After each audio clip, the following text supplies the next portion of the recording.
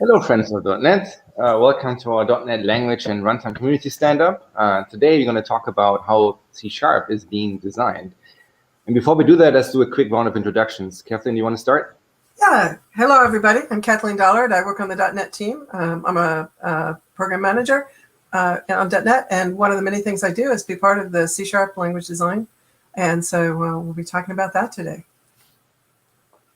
That's Torgersen, and everything Kathleen said is also true about me. I'm the lead designer, so I sit at the virtual end of the table in C# language design meetings. Yeah, and I'm Immo Landwerth. I'm a PM on the .NET platform team, so I focus more on the library side of the house. So I get to use C# a lot, and so I just provide opinions. That's pretty much all I do. You're selling yourself a little short there, because now that we're doing BCL and runtime and everything's kind of, works together now and we design together, you're certainly part of some of our decisions. So it's great that we're all here together today. You can give a little bit of insight on some of the other parts of it, in addition to just the straight up language design. Yeah, that's true. I mean, like, I think I don't know what was the last big runtime change we have done. I think we've done default interface members relatively recently, but then the really last time we did a big cross runtime framework language thing was generics in 2005, right? So that's Span. I mean, I think Span. It's a while ago. Span that's true. That's true. Span is pretty decent. So I don't think it's really true. And then when the C# brought in Nullable, then that landed heavily on the BCL, not only to bring it in and have the BCL respect Nullable, but also we wouldn't have gotten the attributes right without you guys, or at least not as quickly.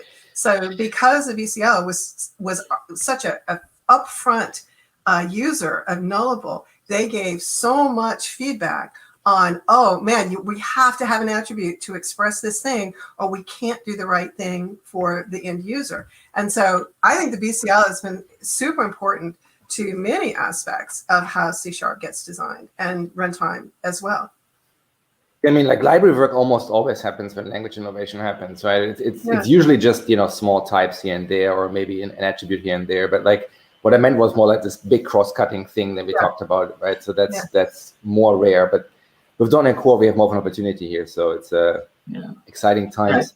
It is. I think that is an important distinction, right? That we used to not feel, well, after generics at least, and when .NET and C# and VB became very popular, we felt we couldn't change the runtime because we didn't have a hand in what version of the runtime people had installed on their machines as part of their Windows install.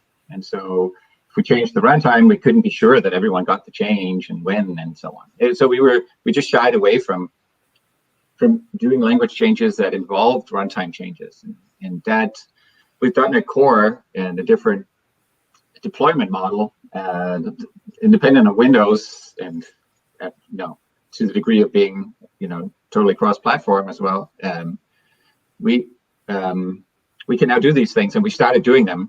Even C#9 had a little language feature that was also runtime dependent, which was covariant returns. And we're as we get the opportunity to do these things, we're also getting better and better at working together to do these cross-cutting things that involve not just the library and the language, but also the runtime. Yeah. And I think the upfront planning, getting people into the room early, has been a huge. I mean, it's good. That's going really well now. Yeah. Folks are in the room when they need to be. Yeah. And just to let people in on a secret, Maz actually sits in the middle of the table, so he has best access to seeing everybody and interacting with it. We have long, skinny tables, so he sits right in the middle. We can see everybody, and he knows what's going on. He does a fantastic job of leading C# and leading the meetings as well. There are practical reasons for that because the cable to connect to the to connect to the remote members, back when most of us were in a room and a few were remote, like the cable to get to the to get people up on the screen and everything was in the middle. I had to sit in the middle. Okay. Well, yeah, the sitting in the middle thing was definitely a pre-COVID thing. We've been out for a year now, and so it's been quite the year. And I don't feel like it's slowed down C# much at all. I feel like we've done a really good job with the meetings, moving remote, And I definitely think it has made it easier for some of our remote participants to be in the room and to help us with that. So yeah.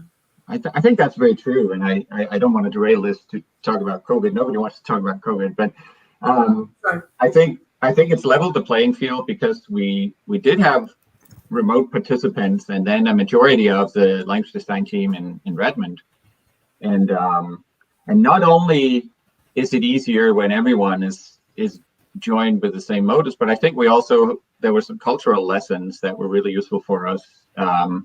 And we use the hand raising feature in Teams a lot. Like, that's just how we structure our conversation. And one person speaks at a time. There's not like a couple of people over in the corner, like Immo would be so bad with this, sitting over in the corner and talking privately amongst themselves and creating this like sense of, and you know, it's actually helped with the culture, and people are being very nice and polite and engaged in a way that I just couldn't have foreseen. I'm genuinely dreading. I mean, I look forward to getting back into seeing people in person, but it's going to be a challenge to get the meetings as good as they have been remote. Yeah. It'll be great to have, you know, that time. But I wonder how many people are going to say, you know, I'm just going to stay in my office or whatever. And also, we don't know that we're going to be back full-time when we go back. So we're hoping that there's going to be more flexibility. And so we may continue to have a good chunk of people that are calling in. So. Yeah, I could see that happening. So Mads, how do you design the language? Do you just dream things up and then ship it, or how does it work? Yeah. You know, in Microsoft we have this mail room, but you can go and get a stack of envelopes, and then I do back on the envelopes designs all day. I thought you had a crystal ball. I thought you stared into your crystal ball until some new feature came out. It's actually a fantastic question. I think that Mads ought to answer that. It's fascinating. Yeah, I mean, I think that the core most important answer to that is together. We design it together for some notion of together, like for some group of people. And that is something that was already, like, we go all the way back to when I was a tiny little language PM 15 years ago, and Kathleen was a tiny little MVP, and Immo was a tiny little boy or something. When I joined, I was amazed to find that there was a group of people called the language design team, the C# language design team, and they met 3 times a week, Monday, Wednesday, Friday, 2 hours every time in the same room, like for many years. Unfortunately, eventually we got moved to a different building, but for many years, C# was designed in the same little conference room. And that's really the legacy of Anders Heilsberg to a large degree, that even though he is a luminary and he has a great intuition, and he could design a language on his own in a day, you know, but even then he realized very early on the power of designing together, the power of discussing and throwing ideas around. And so from the very beginning, the C# language design meetings were a group effort, and not only did they happen in a group, but they also there was also a lot of emphasis on it being a safe space. So we had language design notes already back then, but it was already the culture that nobody would get called out by name in the notes. Like, nobody who wasn't in the meeting would find out who said what, you know, and so it's a freedom to just make mistakes and speak freely and throw crazy ideas around or ask stupid questions. There wasn't this pressure to be smart and to show off or something like that. And also, the people on the language design team, there was very much an expectation that you were there to design C#. You were there to make C# great. You weren't there to represent whatever group your day job connected you to, right? Yes, you might be from, the SQL team or somewhere else, from the IDE team, but you were not there to to fight for the IDE or fight for SQL. You were there to make to bring your perspective to making C# great as a holistic product. And those were cultural attributes that were already there when I joined, and that the most important thing I can do for C# is to try to keep those alive in the even as things have changed around the C# language design. So that's a first answer, if you will. Yeah. That's very interesting, because what you just described is very different from how we do it, right? Because on the API review side, what we do is we stream them live. So we think it's a safe space, but because it's live streamed, like you can actually hear who is saying what, right? And so it's an interesting conundrum, right? Like squaring basically making available information as it comes in and as transparent as possible, and still having a space where, as you said, you can freely decide what to say, how to say it, and I think it's an interesting approach that's very different from ours. So I'm actually I think I've never heard that before either. So it's actually a very cool story. It's funny because you were on the language design team for a few years. You never realized how safe it was. No, I think I never noticed the fact that you leave out names, for example. Like like now that you said it, it makes perfect sense in retrospect. But like I never realized at the time that was deliberate. Because most of our notes also go to GitHub, and we tag people very frequently by saying XYZ said X, or a follow-up action item to XYZ, right? So it never even occurred to me that might be an issue with that too. So that's interesting. Both Immo and I have spent time in both of those settings, and I would say that from my perspective, it is a little bit different. And in languages, I do think there's more times where we ask things that are just really, really like I have no idea what you're doing here, like really basic questions. And I think that it's, kind of all up. It's a good place to be. It's kind of more like we're in our pajamas, we're very, very, there's a lot of people, so we have to be polite about it. But it's like, if somebody says, I have no idea what you're doing, then it's a big red flag to say, we need to look at this, because if it's not making sense to us, then my goodness, who's it going to make sense to?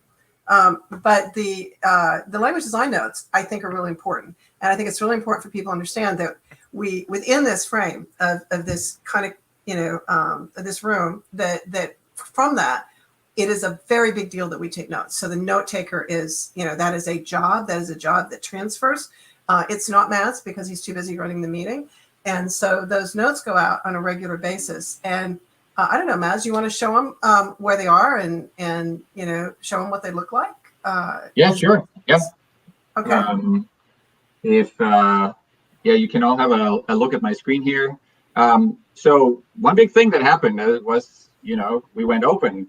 Back when I started, all that I told you before that was behind many layers of closed doors, right? Because Microsoft itself was being very closed around many things, and certainly around .NET and C#. So one big thing that changed is that we started sharing things. And actually, before we dive in here, to the point of openness, this has been a dilemma for us, and we've discussed several times whether we should start broadcasting our meetings as well. And we ended up every time deciding not to do it, to keep that safe space feeling of it. But we made some compromises. The meeting is open internally so that people can join, people that are not part of the language design team but work on the .NET team or adjacent teams. They can join if they want, if they self-select that it's important for them to listen in and hear the discussion. But the primary way that we communicate out the results is these language design notes. So if you go into, we have a repo that's dedicated to C# language design. So the C# lang repo under .NET GitHub. It used to be a Codeplex repo for a while. Like when we first went open source, it was in Codeplex. We did move all the design notes over to GitHub now, so you don't have to go chase down the old Codeplex notes. All the code in here is not, all the code is documents here, right? There's no actual code. The actual implementation of C# happens over in the Roslyn repo, in our sister repo there. But what we have here is meetings. So the meeting notes, we have the proposals that are the the near final specification shape of a given feature that we're about to build. And we also have a draft of the spec here, which is an experimental early translation to Markdown of the C# spec. It's several versions out of date, and it's probably, well, soonish it's going to be replaced by a proper Markdown version of the spec that's happening in the ECMA context. But the thing that we're talking about here, the design meetings, it's just an archive of documents here. But if you go into this year, you can see that not only are there documents for each language design meeting that happens, but the README has both the agenda, the upcoming meetings, and it has under the fold here, it has little summaries of the language design meetings. You can quickly go in here and search for something. Like when did we discuss, did we discuss delegates at all in 2021? Apparently we did, so there's a little summary there that that's useful. But this is also where we keep the agenda, and you can see we had a meeting yesterday where Fred is still typing up the notes. He's an awesome C# language design note taker. So we still have the agenda up here, but that'll eventually turn into like this. There'll be a link to the design notes. They look like this. This is from last week. You see the agenda here. There's usually a quote of the day. I specifically avoided using the word to avoid settling on a pronunciation for everyone to get annoyed at. Things from the meeting, but the language design notes really, they don't describe what happened in the meeting. They're not like minutes in that sense. They're really trying to summarize the insights and the decisions that came out of the meeting in a way that's intended for a reader that wasn't in the meeting, and is intended for us later when we don't care about what happened in the meeting or who was in the meeting, but we care about, well, why did we decide to use the record keyword? And we can go back and we can see the rationale. Typically, it's in the shape of a discussion, some pros and cons, going over various different topics, and eventually, I hope that's true here as well. Not in this particular one, but typically there'll be like a conclusion that says, okay, this is what we ended up with and why. So this is a very detailed date by date description of what came out of the meetings, if you will. One of the features that was in this meeting, I believe, is one that we might want to just talk a little bit about how the process went through, because required members is something I think everybody can get their head around what that is with a few words, from us to explain it, but how the idea started, and then, what were the steps that kind of went through, because that one is getting closer to approval. And even the fact that we don't start coding until we know what we're going to build, which is, nice concept. Right. And so that's actually a great one to home in on, because it's easy to understand the problem. I actually happen to have, some records in Visual Studio. So with the record example here, we've introduced records in C#9, but I'm kind of cheating a little bit here because I'm not using Nullable. If we say Nullable enable. And just to point out to anybody who's confused, we're also in the top level program here. So there's not a that's why there's not a surrounding class. Right. That's another C#9 feature. But one thing that you'll notice if I make a simple record like this is that I'm getting Nullable warnings on the properties here saying, hey, these are declared non-null, but they start out in the default. There's no constructor or initializer that takes them out of the default value of null. So you should really think about that. Well, and it's scope. So they have to be done with this record. They have to be set in the calling codes object initializer. So from those 4 lines, we know that has to happen. Right. So yeah. We'd really like for this to, like, I am setting them here in my object initializer, but the problem is I'm not being forced to do it if there's nothing in the language that requires me to set the first name.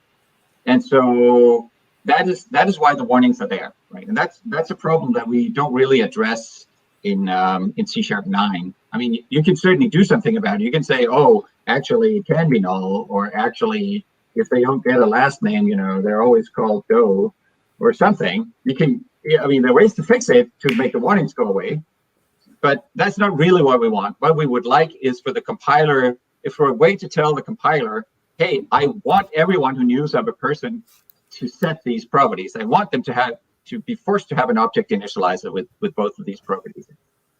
And so that's the feature of required properties that we're discussing and have been discussing for a while now.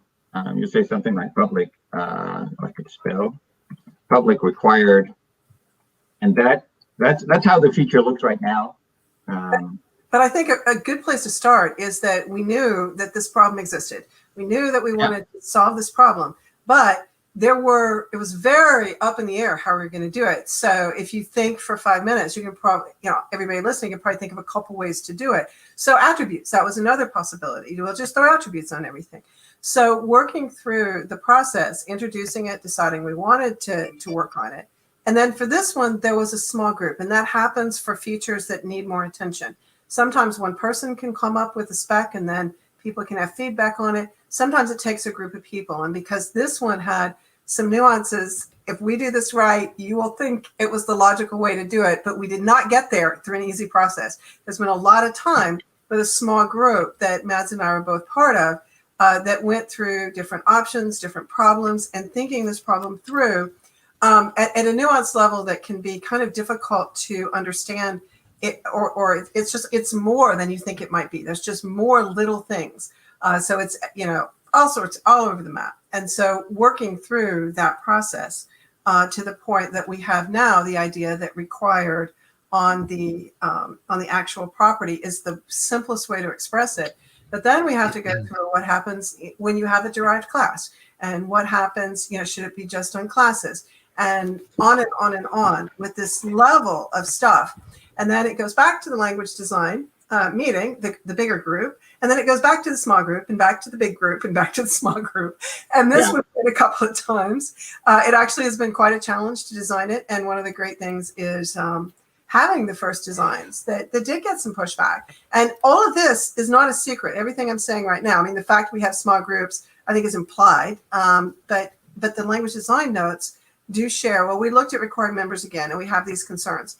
And, the first version that came back, people had serious concerns on.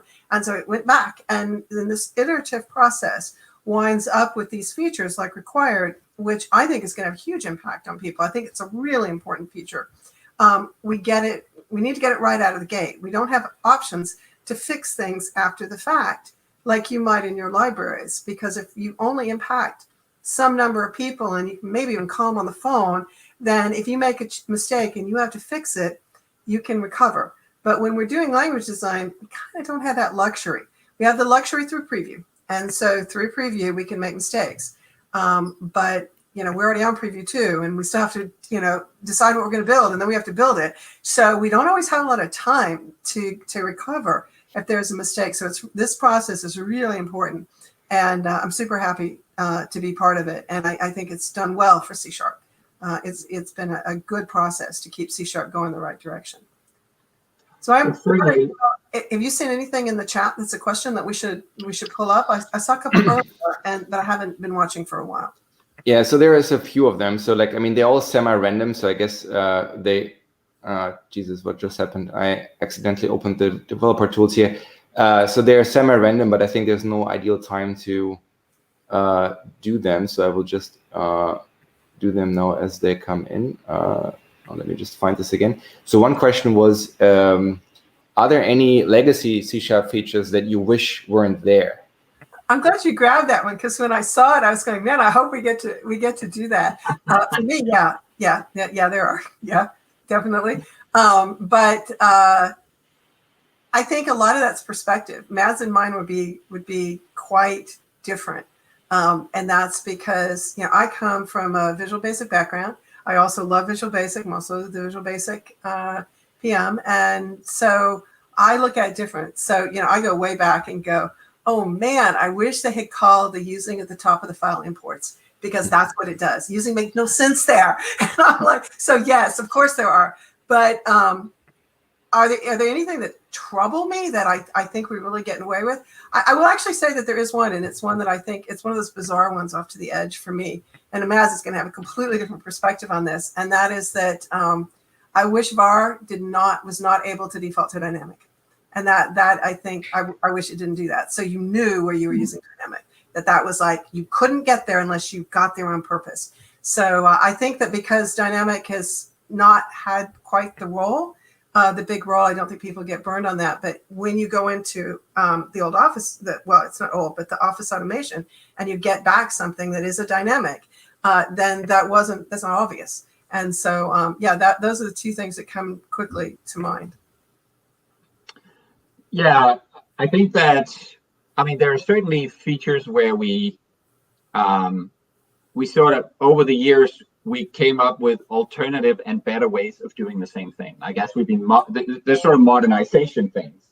One of the quickest modernizations that happened in C# was that we had anonymous methods in C#2, which were a clunky lambda syntax, and then we had lambda expressions in C#3, which did exactly the same thing with a better syntax. So that was like, well, I wish we didn't have the old one.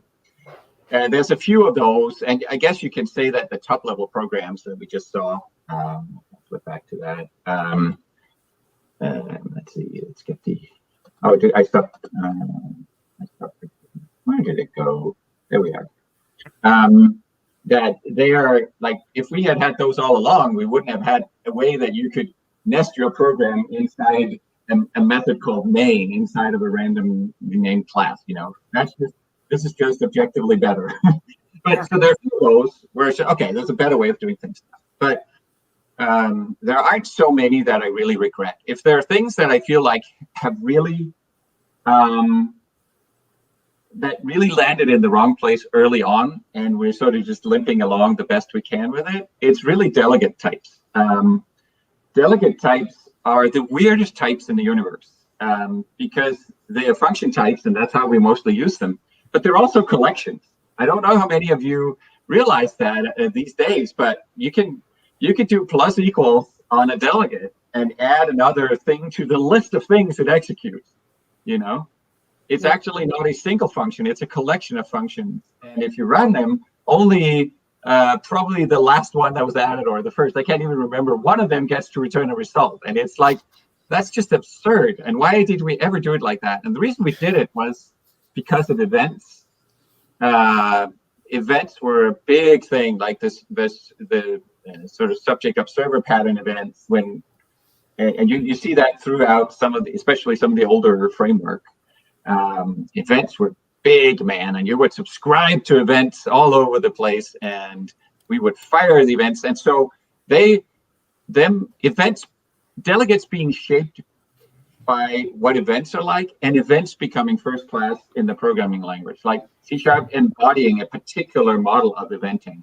And that was uncharacteristic of C# to devote itself so much to a particular programming model over others. And it was a mistake, because of course people do events in many different kinds of ways these days, if they do them at all. And the one that's in the language and has a keyword event associated with it isn't necessarily the right one. So that, if you ask me today, that's one that I regret. And it has meant that because delegates are doing okay as function types, we never really did function types right. They're good enough that okay, we'll just use events. Use delegates, even though maybe if we were just looking for representing single functions, we could have done better. A couple of people in the chat, Jimmy Scott and Alfred Myers, pointed out that they're called multicast delegates. Multicast is the way that we think about that. If you want to look that up and find out more, that's the way you would get to that. Yeah. So one related question is kind of like, so how do you keep it clear what's current, what's future, what's obsolete with such a general area, right? So how do you do this in C#? How do you promote effectively the replacement over the old clunkier way?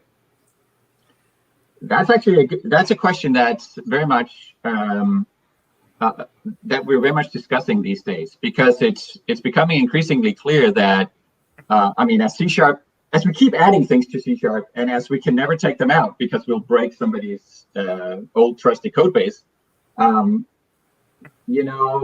question of, well, what is really the modern C# that you should use, that you should prefer to use, and what is that, and how do we communicate that? Is there one size fits all kind of modern C# that we on the .NET team maybe could standardize on and say, and evolve over time, and say, this is sort of what we consider modern C#.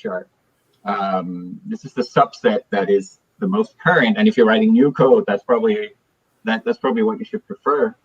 And that's still like an open question whether we can do that. But if we can, then there are many ways that we could help people fall into the pit of success with that, not just from documentation and samples following that style, but also through tooling.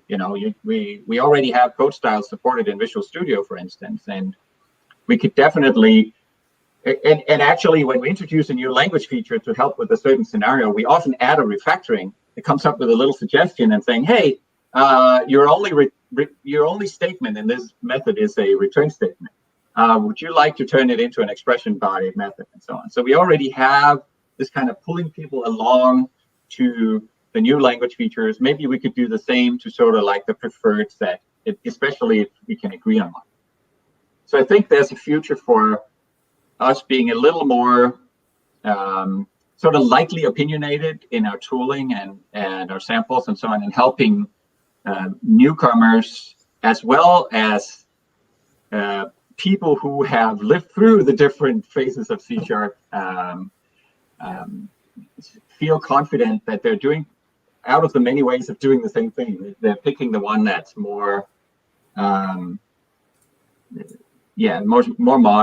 has more benefits in terms of maybe readability or expressiveness or and I want to add one thing to that, which is, before we close on that, which is we actually work really hard not to have obsolete things, because C# that worked in 2005 should still work today. I think even 2001, I don't think there's been SP.NET has had some things that have kind of fallen away, but and the BCL did, moving into .NET Core, but the language should be the language. And so obsolete doesn't really so much happen in the language. I can't think of a single thing myself. Man, there might be some off the wall thing that was like, oh, we really wish we hadn't do that. We really wouldn't use it. But the future, you can see in the language design notes, and then we actually have a little bit of planning docs, but they're not as interesting as the language design notes for those two things. I'm sorry, Mads, I didn't mean to cut you off there. Oh, no, that's fine. I actually, so I can't think of a single thing. I can't remember a single thing that we deprecated out of the language. I was told, actually, giving a talk the other day, someone was like, I was around 18 years ago and you removed an IL instruction or something and it broke everything that my company was making. And I was like, I'm sorry, I don't remember that. I'm sorry, but it's before my time. But that is exactly a story of why we should never do that again. Like we can't do that kind of thing. So, which leads to, one of the central conundra, what's the plural of conundrum, in language design under these circumstances is, well, you can never take anything out. So you can only add things. So you either stop adding things and then gradually become a less and less relevant language, or you keep adding things and then become a more and more bloated language. So that's sort of like every language that has users, like that has actual real users outside of the organization that makes the language, suffer from this problem and with this conundrum. And we took a stand on that. We even published a C# and VB, by the way, but a C# language strategy a couple of years ago, trying to make it explicit and make it more of like a a stated intention that we are more on the add features side of this conundrum. We want C# to be a great language for you to do your next project. We want it to be something that you choose for something new, and then we'll do what it takes for that to be true, as long as that's possible. And until we hit that great paradigm shift where there's a turn that we can't make, where something about the core of what C# is like doesn't allow it to come along anymore, and there's a new era of programming. But until then, we're going to do what it takes, and we're going to spend the design brain power on doing it as beautifully as we can, as much in the spirit of C# as we can, with as low concept count as we can, and so on. But we will do it. Yeah. So one question. I want to grab a question here, if that's okay, Immo. Yeah, of course. Why do we have action when we have funk, Mats? I was like, we have to do this. I think somebody else came back with something on this one too, but I'm like, yeah, this is. I mean, there's this. I'll let you go with this, Mads. Is this? Yeah, it's a good one. In C# and .NET, unfortunately, and this shows our age, void is not a type, not real, and so there's no type that says, yeah, I have no further information here. Yeah. Functional languages will have a type. It's usually called unit. That is the type that has exactly one value in it. And the smallest types we have is one that has two values in it, which is bool, and that's way too many. So a place where that really shows up is in generics, especially when we are making generic utility types, like the generic delegate types. Also, you can also see it with task versus task of T and so on. We need two families of types, one for the things that have return values and one for the things that are void, and that so bifurcates everything. And it's particularly grueling because I know the people who originally designed generics to C#, Don Syme and Andrew Kennedy, they actually had a proposal for handling void there and allowing void as a type parameter, as a type argument. And it was one of the things that was cut because we have to ship and this is big, and so it never made it in. Otherwise our libraries, our generic libraries might have been only half as big today. Yeah, it's a painful one, but it's one that if you think about going back and fixing this it would be huge. It would be absolutely huge to go back and add the type and then, figure out how we were going to move people to it. And that would create something that was more like an obsolete. So I don't know if we'll ever touch this one. I will tell you that it is, somebody, they asked earlier, is there features that we regret? And this is a feature that I don't know if regret's the right word, but we know it's painful not to have a void type, and we know that everyone who works in the functional language is laughing at us just a little bit, probably including Don Syme now, since he does F# and these other languages that have. It's very useful to have void able to be a type and have the a void returning method. Not just be void like, oh yeah, I don't expect anything, but to actually return a void. And so that difference is kind of subtle. In some aspects of the language, but sometimes it just is in your face. And action and funk is one of the places just like in your face. And so, and it definitely doubles up a lot of stuff. So that's unfortunate. But I want to get to that one. So one question we haven't really talked about, which is somewhat the elephant in the room, is like, if I'm not Mads Torgersen or if I'm not on the C# language design team, how can I propose or add features to C#? How does that work actually? That's great. Yeah. That's very good to get to. It's let me get back into the repo. Here we are. If we go back to the top here, the repo is alive and lots of people contribute to it. People who work for Microsoft and people who don't work for Microsoft. And so there relatively recently, GitHub added discussions, and so we tried to follow along with that. And now there are there are a bunch of discussions where anyone can raise ideas or questions or opinions, and they get discussed, and we follow along to the best of our ability. There's a lot of traffic here, so it's hard to stay on top. And actually, there's triage and work done in here, even by community members as well, to help with the volume. So this is the place to go to participate in the conversation about C#.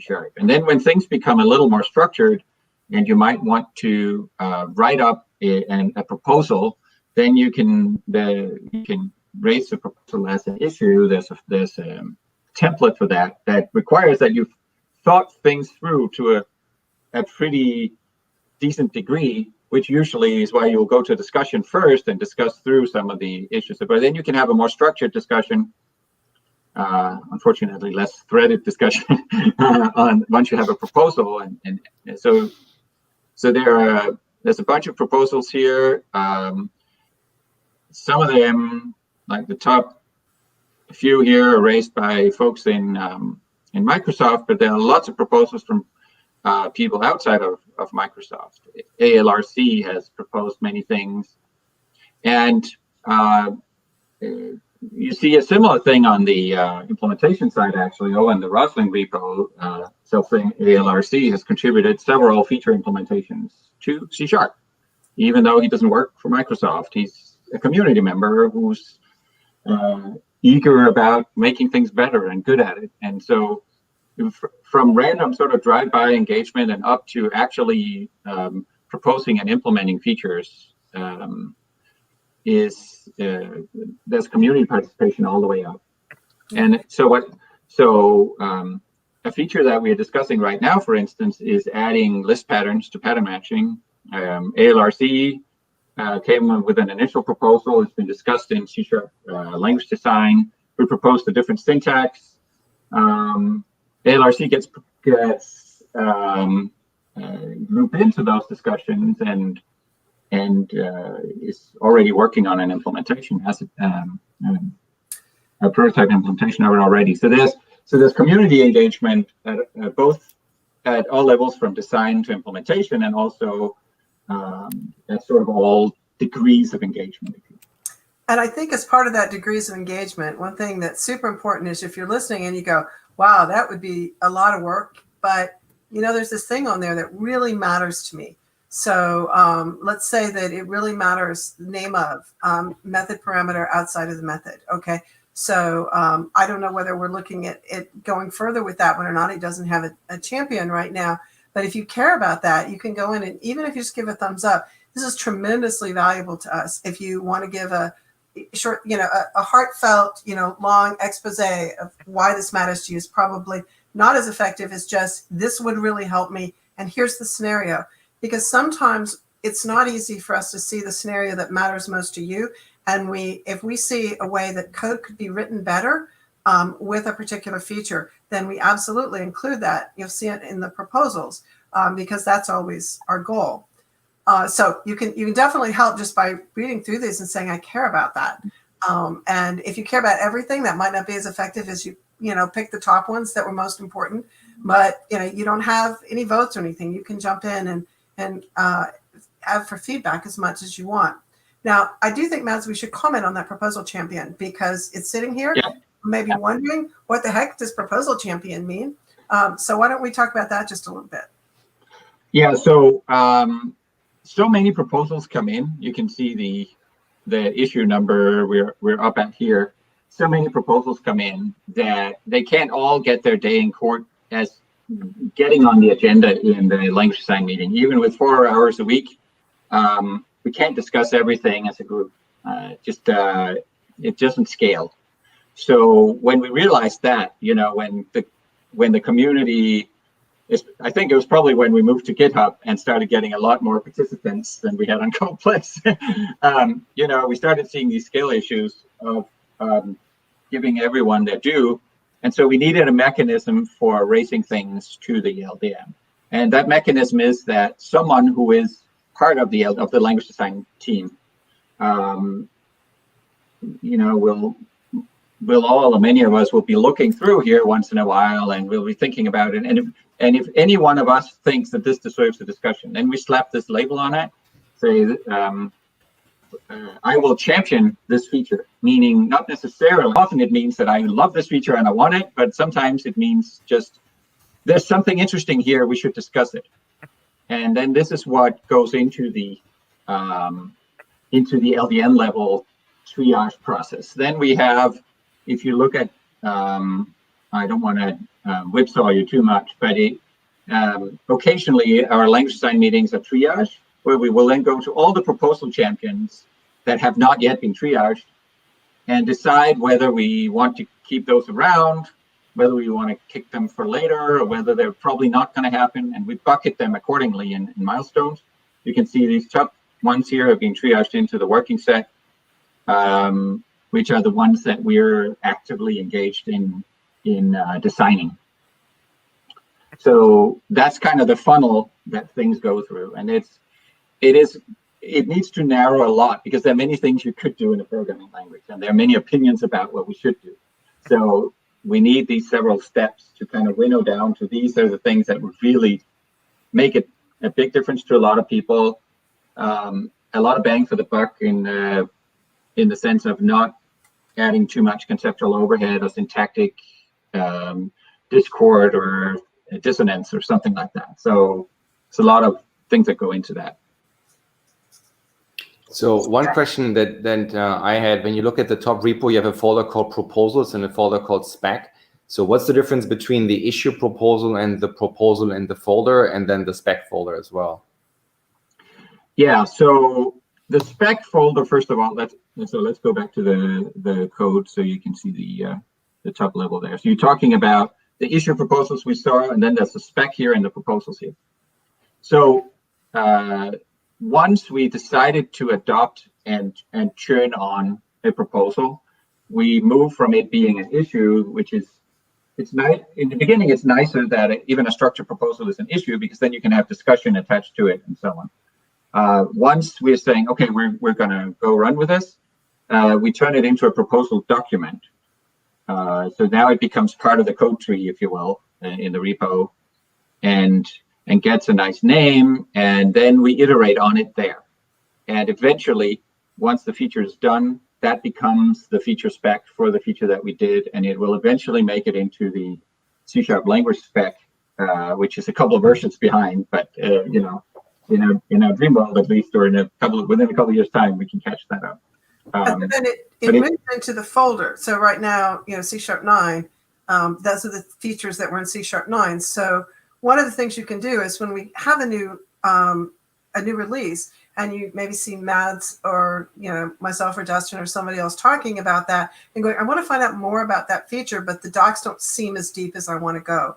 Then you can go into the C#9 folder here, and you'll find the proposals for the features that were there. Now, it's not always as perfect as you want it to be, but it's a fantastic way to get deeper on a feature. And so when they're done, then they'll go into the folder once we know when they're going to be released. But while we're working on it, we're never quite sure whether it's going to make the release that we hope it does. So that's why they stay at the top level until we know that they're going to make that release.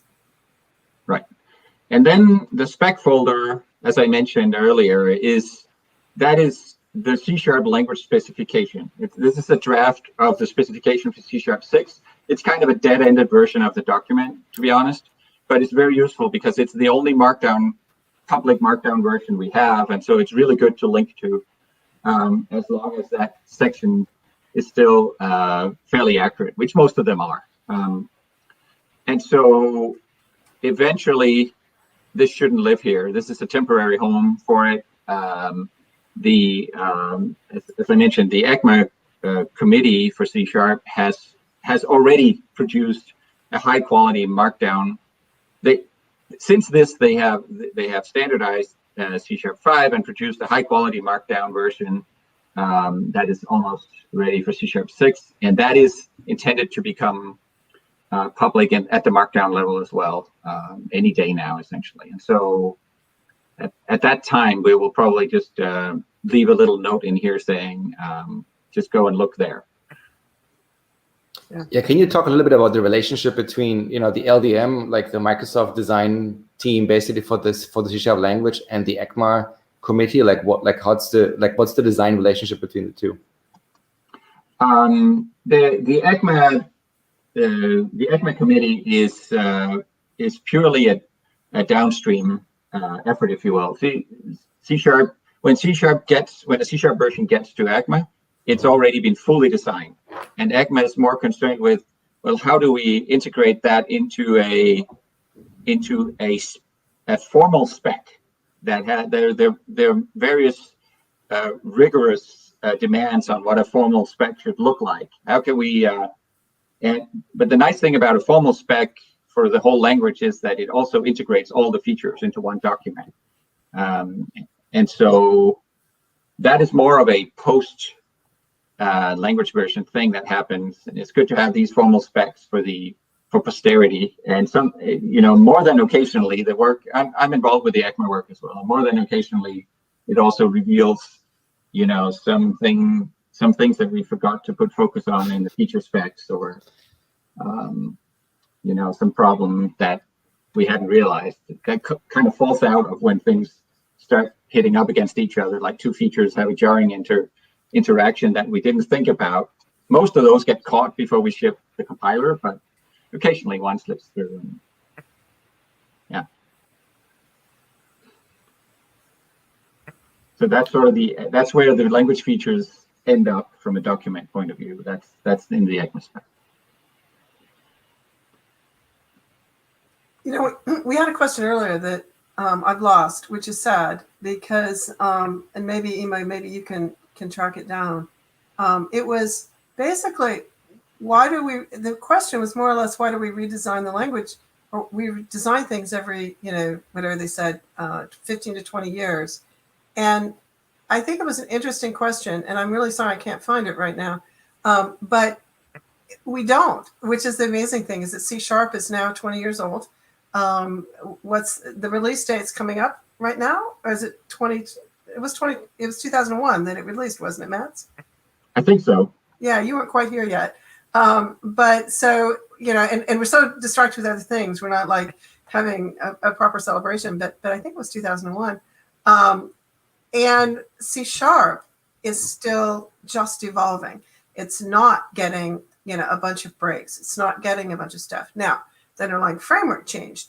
But if you think about how far we've come, in 2000, the big thing, the thing people stood up on stage and said, the most important thing about .NET is that you can bring your own language. And we had 20 languages or something at one point. And we had this whole different direction, okay? And now we're here with C#, same language, okay? 20 years later, and what are we saying? We're saying, bring your own platform. We're on, if you count Linux and all the different distros of Linux that we support, we're on more than 20. And so, we've come from this huge circle. And when disk space mattered, to disk space doesn't matter at all, to, oh wait, disk space does matter. And so we've been on these enormous jumps. And yet, pretty much, the BCL is still the same. And C# has just evolved. And so it's really astounding and beautiful. And VB as well, by the way, on that we've taken this whole course that maintains your expertise and what you know, and then at the same time, in parallel, we're also very involved with other languages. We have a Python, and Guido van Rossum works for us now, and we have a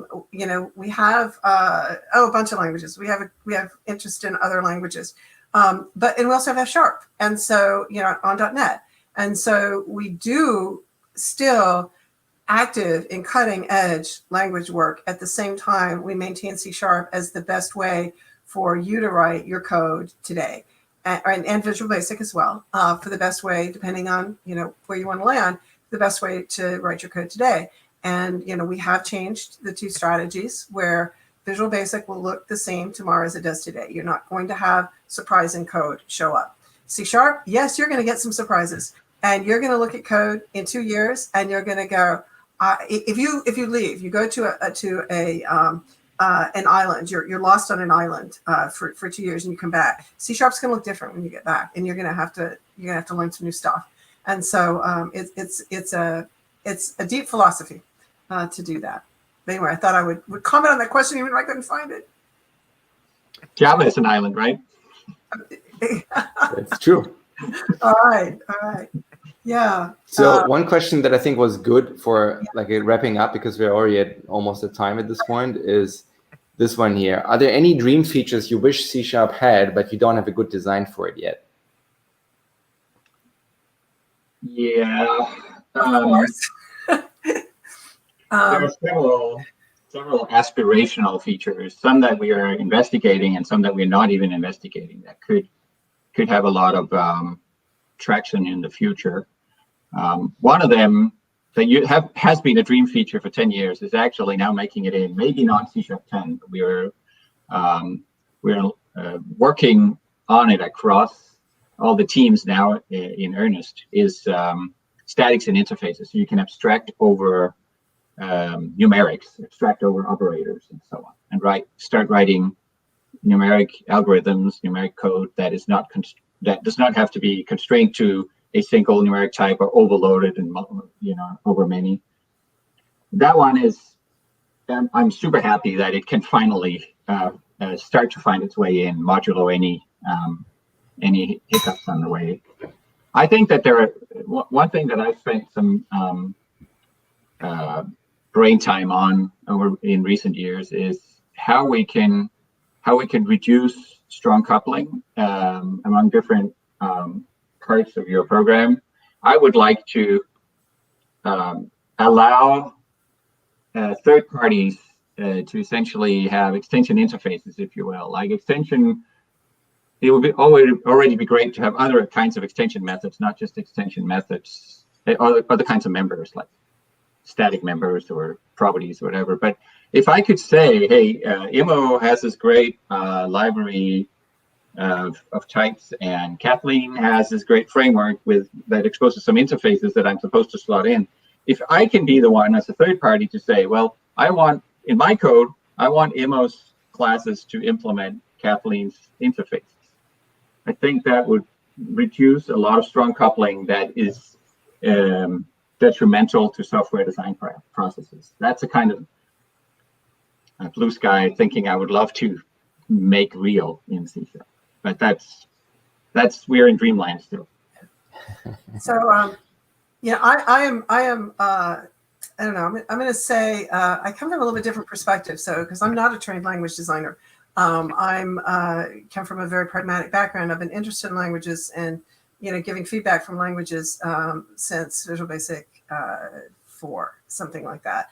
So this is an area that I feel some expertise in, but I do not have this theoretical ability to dream. So I'm going to have more pragmatic answers. One of which is the number one feature, the feature that I cried when it wasn't in Rosalind starting up, is source generators. And I have to say I'm most glad we waited, because 10 years out, or however many years out, it's not quite 10. Then we got it in a really good way. And so I'm super excited about source generators, super excited about work going on in terms of making them easier to author, because this thing came out of the gate and all of a sudden everybody's using it and they're going, this is kind of hard to do. And yes, it is. And just like analyzers, it's going to get easier. That is the absolute number one feature to me, and all of the things that opens up. And there's so much, at least from my thinking for the next few years, is how do we use that? And just in the last 3 days, I've been talking to people about ideas that they had and whether those are going to be practical to actually do. The other thing is the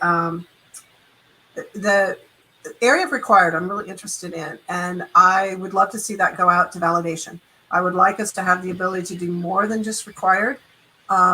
Required is the most important validation that we will do, but I would also like us to have a mechanism, which we don't have yet, by which we can say at the end of the constructor, it's guaranteed that these things will be true, and have that be something that we can express. We can tell you when you're wrong, all of the things that we do now. But that's kind of a big jump, because it's getting us from where we just kind of understand Nullable to where we understand more things. And so being able to have that kind of richness built into our properties and our types and things like that. Those kinds of things would be pretty cool.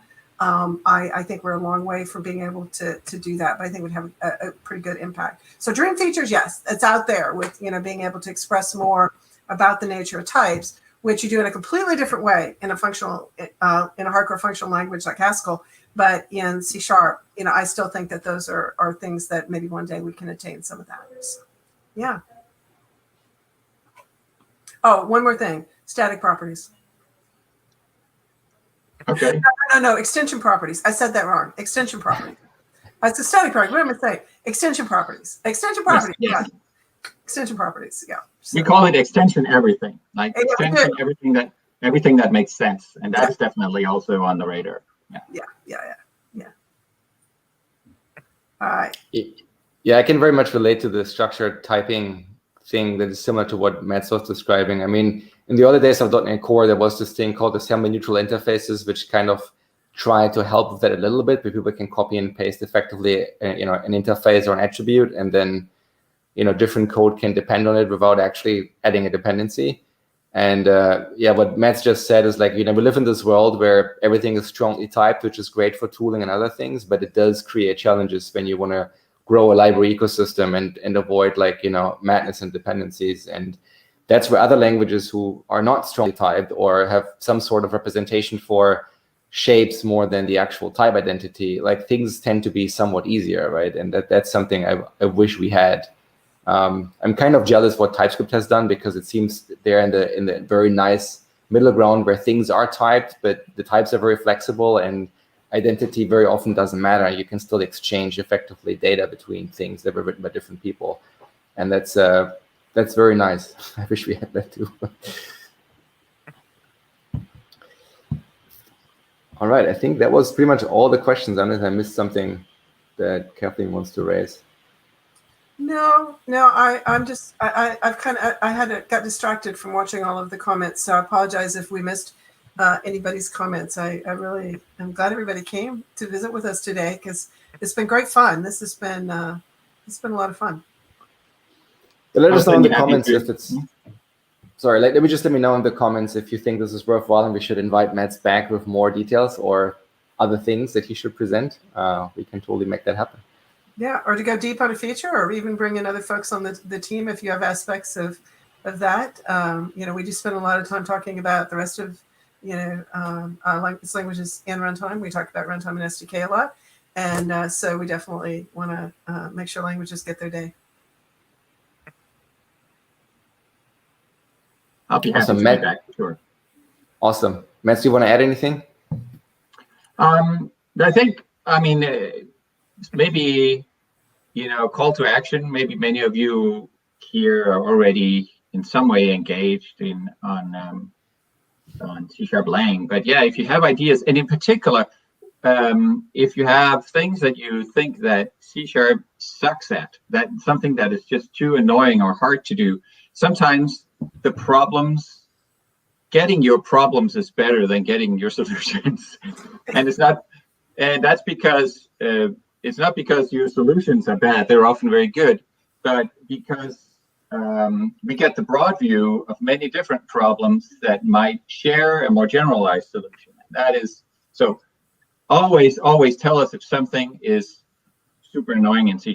That's almost the thing that helps us the most, because then that can irk us and we can find our way to maybe solving that in the future. And if it ought to be solved through tooling, we know the tooling people. They're very much part of our world and part of the LDM as well. So don't feel like you need to say, oh, is this language? If it needs to go to Immo because it's a BCL problem, we'll send it to him. Yeah, and I think it's probably once a week where I say, I think that's an analyzer. And I think that should be done with an analyzer. Oh, yeah. The whole relationship between tooling and the compiler is just beautiful today, where there's so much that you just do prior to the compiler hitting to get your code right, and and also beautiful. So being able to get the code style as well as the actual problems with your code found. So. I know you can also say this could be a generator. Now we can also say this could be a generator. Absolutely. and that just has just so many possibilities. And maybe we'll get some generator folks back and just have a dream session of, what are some of the things people could do with generators? Although we also have to be careful that we're not running so many generators. We slow the compiler down. There is a limit to how many generators can be run, I believe. So yeah, I don't think it's like a hard limit, but it's like, if you have 1,000 generators running, it's going to be tough for Visual Studio to stay responsive. All right, then I think that's it for today. Thanks everybody for asking questions, and then we see you back in about 4 weeks, I guess. And but next week there's some other community stand-up going, so stay tuned, and hopefully you have a great week. Bye, everyone.